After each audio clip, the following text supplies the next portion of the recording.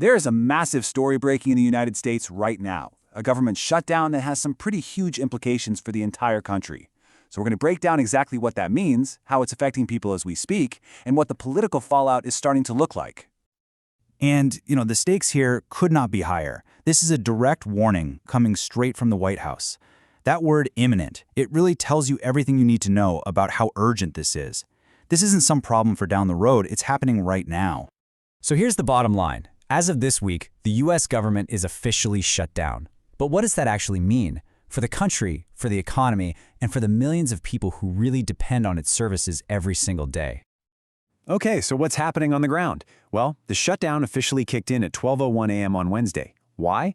Because President Trump and the Democrats just could not come to an agreement on a deal to fund the government. This kind of political gridlock overspending, that's what pulls the trigger on this whole situation. You hear the term government shutdown thrown around a lot, right? But it can be kind of confusing. It's so important that we understand what we're actually talking about here, because it describes this fundamental break in how the entire country is even allowed to operate. At its very core, a shutdown is when the government just stops providing any service that's considered non-essential. And that word right there, non-essential, that's the key. That single distinction creates this massive divide between what parts of the country keep running and what parts just grind to a halt. So what does this look like in real life? Well, on one side, you've got the essential services, the things vital for public safety, that keep going. We're talking about things like air traffic control, mail delivery, and any work that's needed to protect life and property. But on the other side, everything else just stops. And to give you a sense of the scale here, on just the second day of the shutdown, 321 key energy projects were canceled. Just like that. And look, the cancellation of those projects is just one example of the real-world impact.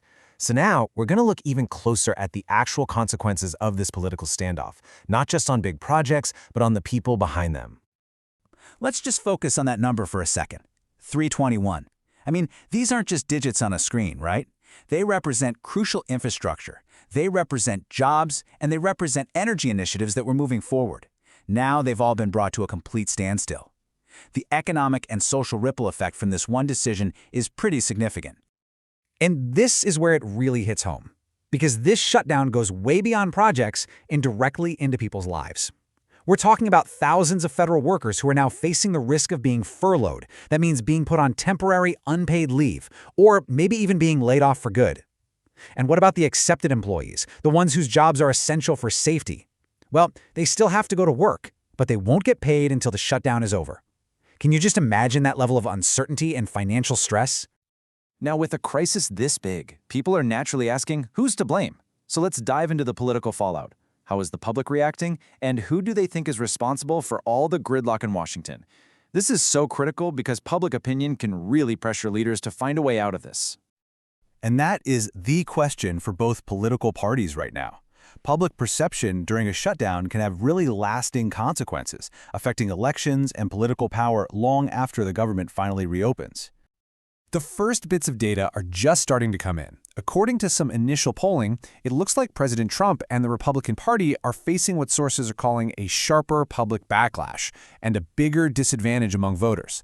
Now, it's really important to remember, this is just a first look, but it does give us an early snapshot of how the public is starting to assign blame. So while this whole situation feels incredibly dramatic, it's worth asking, is it totally unprecedented? To really get the stakes of what's happening now, it helps to take a quick look back at the recent history of government shutdowns in the US. Turns out, the last time the government shut down was almost 7 years ago, back in 2018. That was a partial shutdown that also happened during Donald Trump's first term. So, yeah, there is a precedent for this. But the fact that it's been so long makes this current event feel all the more disruptive for the entire country. So, as essential services get strained and major projects get canceled and hundreds of thousands of people go without pay, we're really left with a pretty fundamental question.